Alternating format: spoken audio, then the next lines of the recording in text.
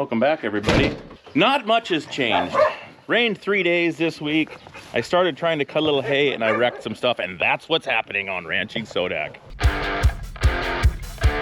You know the old saying about not walking in on the doctor on the operating table when all the guts are on the table because you kind of get shocked? Well, it's kind of like what this is, except this really, there really was no doctor. It was kind of like the maintenance guy and one of the cafeteria ladies thought they'd step in and start doing a little work on somebody in the operating table. This is pretty self-explanatory. I'll show you what happened. So this ear on one of these bad boys, which one is it here? This is supposed to have another ear right here. And what happened is someone before me had welded a piece of cold steel to this cast. So this is all cast, and you can weld to it, but you need nickel rod. You need to put this in an oven. You need to warm this up. You need to keep it warm. You got to do a bunch of different things to get a good weld. Well, this was just, somebody just laid it on here and welded it on. Ultimately, it broke. And what happened when it broke, so there's the little ear that broke off.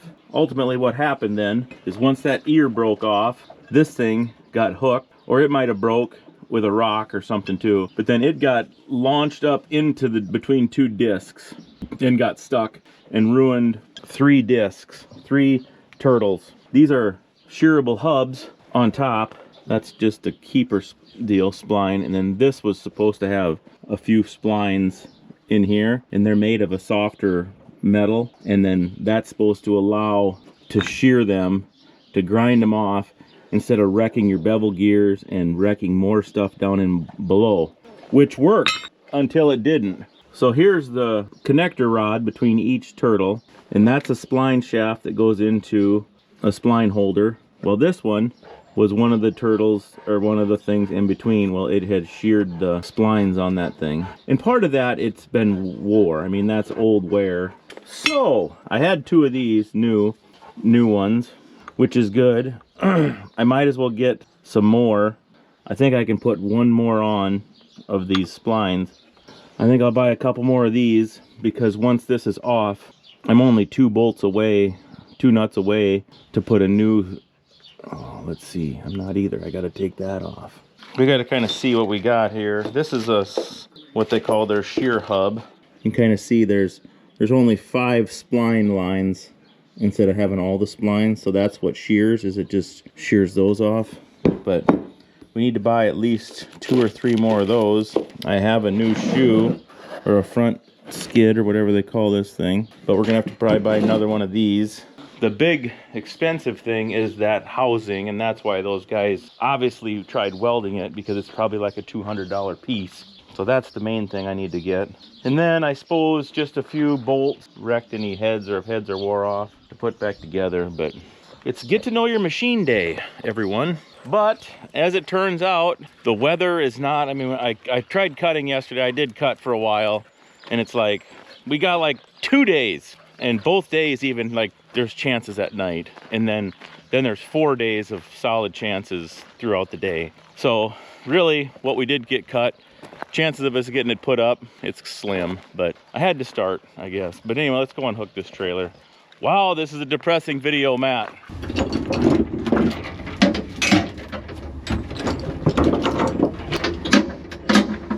Thank you, everybody that got beef. We hauled the first 2 in a couple days ago, and the rest are all sold. So we'll do 2 more next week and 3 more the week after. So we got everybody squared away on that. Excited to try some. Again, it should be real good.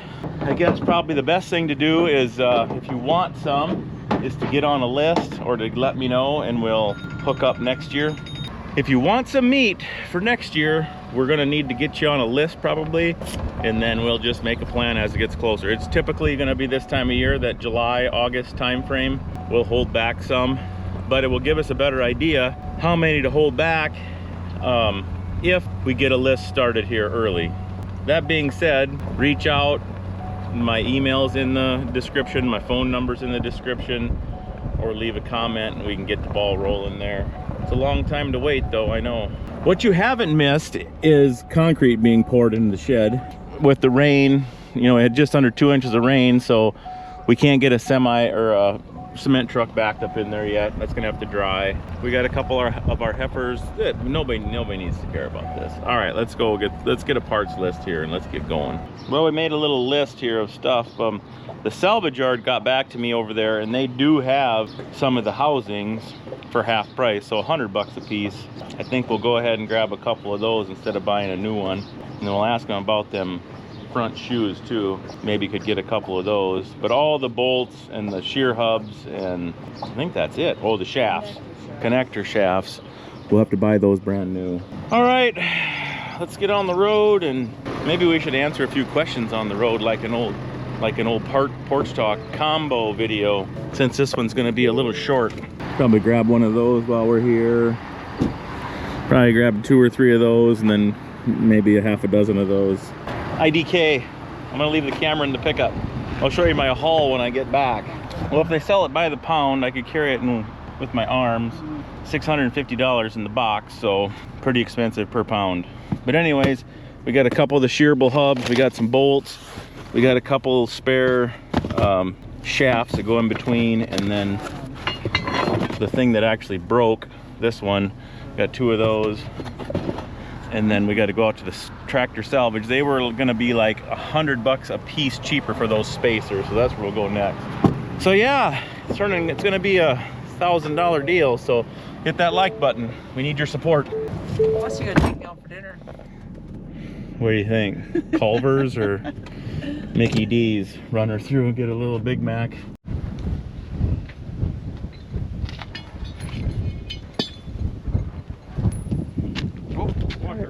This is actually a pretty handy resource.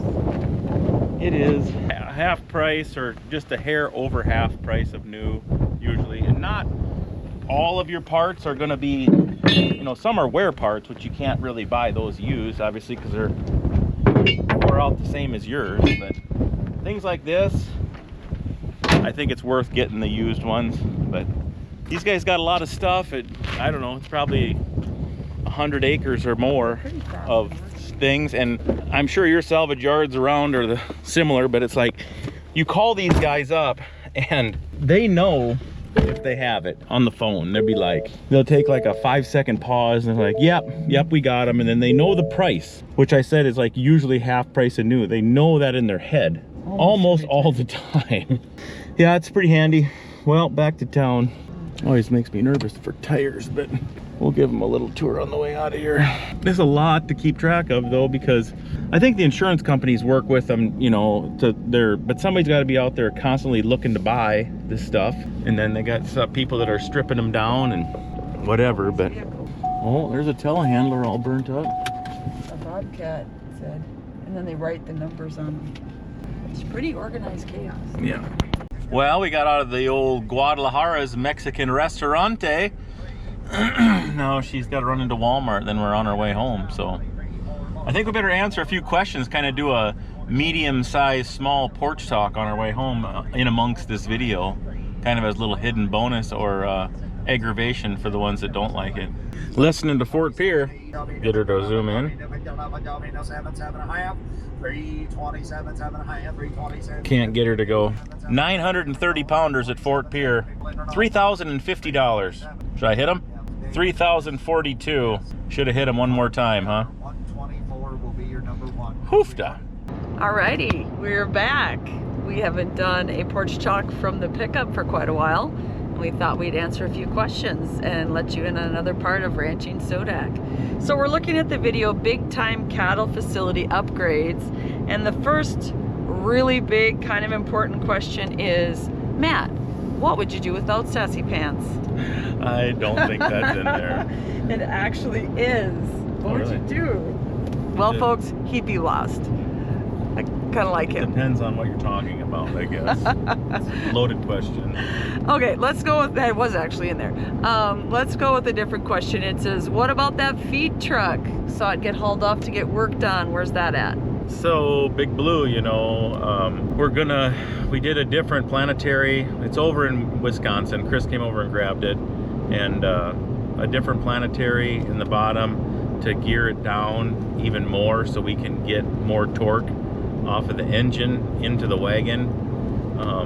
And then we're gonna do a reversing fan on the engine, blow the radiator out, and then it'll suck it through. Like a lot of feed payloaders and anything feed related has a lot of new things have the reverse. The Merlot has a reversing fan, and your radiator stays very clean then if you do that periodically. And then remote control, we're gonna set up the remote control for turning the mixer on and off. So that'll save a little jumping in and out of the tractor too.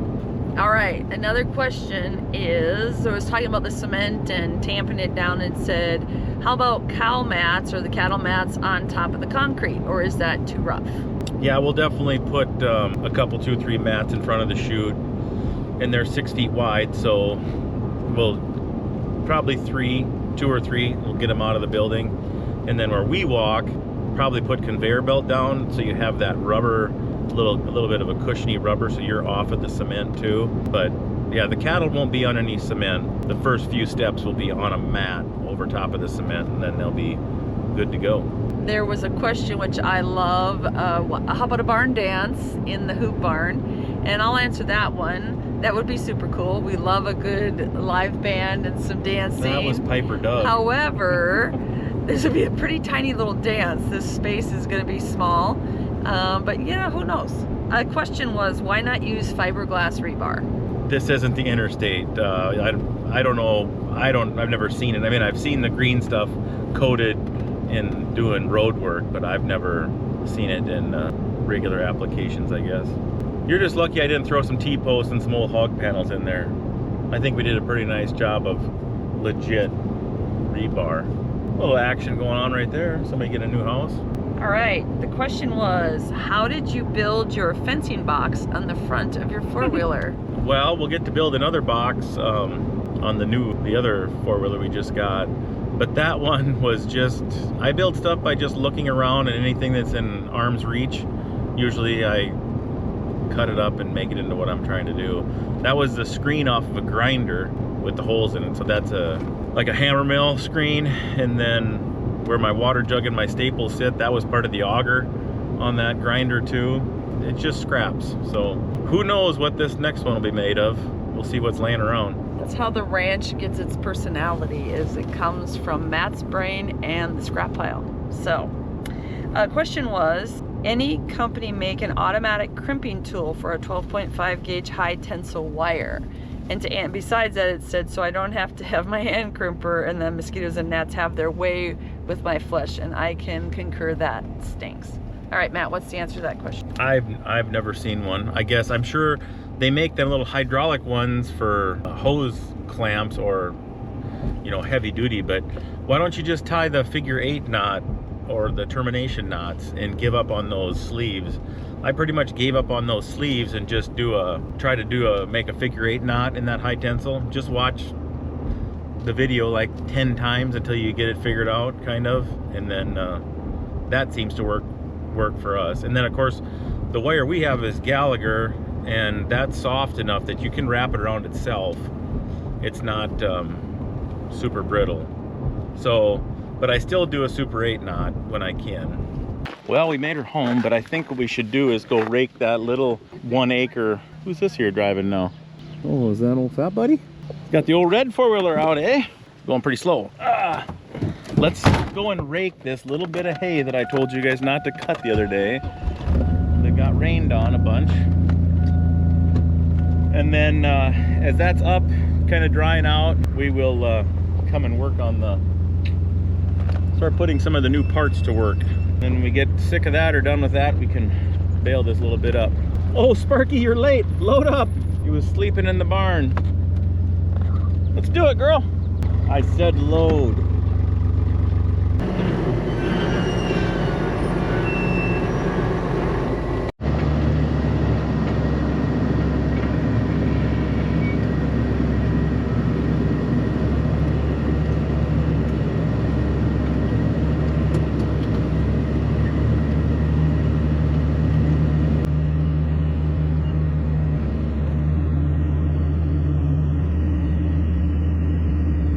I'm glad I didn't let you guys talk me into cutting the whole field.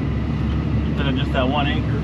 Yeah, it's a mess. It's no good now, but 3 hours away from getting home that day and getting her bailed up before the rain. But well, we're back at her. The turtle, or the tortai that got broke, was right in this region here. So what I ended up doing is I hook a chain on there and I held the bar up, and you have to take the big pins out, and then I was able to slide everything that way. And then once you get to this one, you have to split it both sides of it, so you're exposing 3 essentially.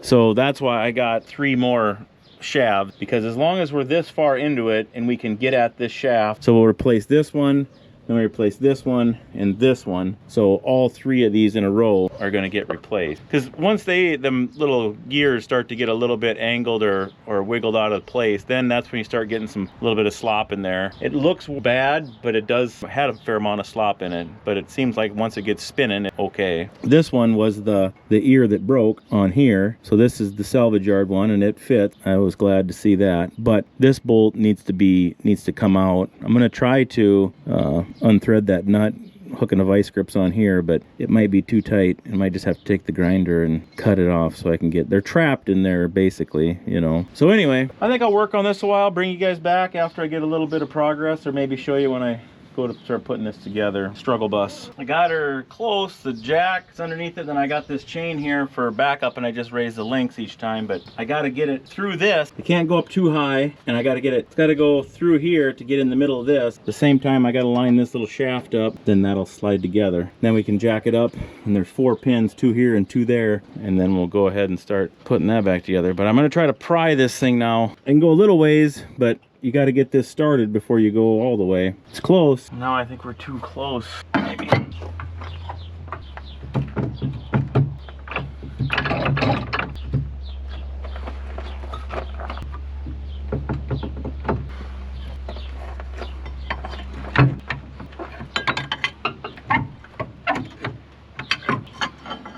Close enough to get the nuts on, but we'll see. It ain't all the way in there. Stand by. Well, I bolted her tight, and I got these 2 bolts pins. They're kind of a pin bolt jobber.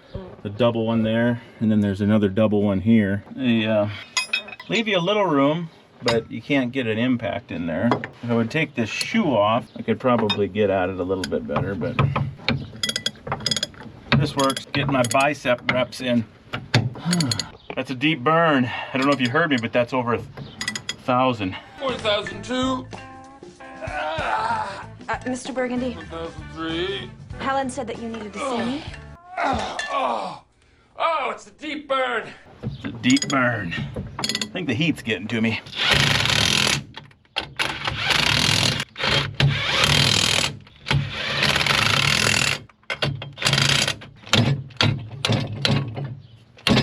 All sorts of damage there.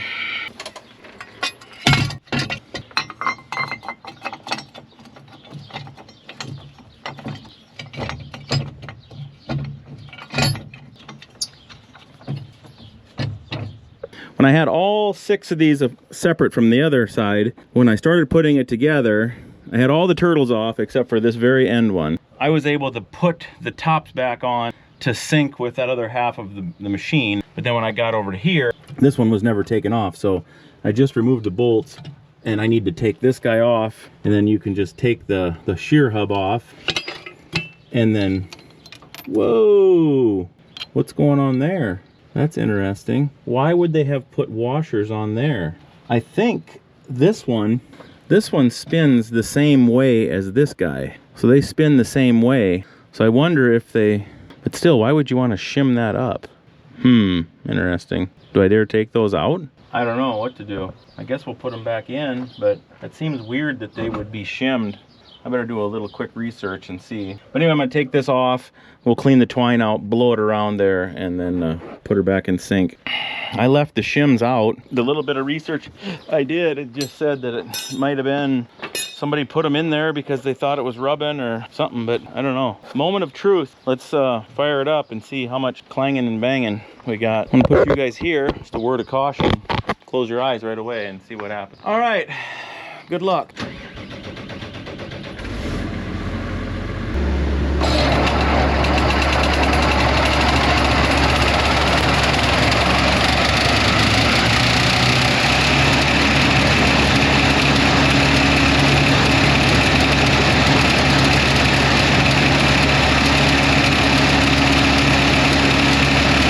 honestly didn't sound too bad, did it?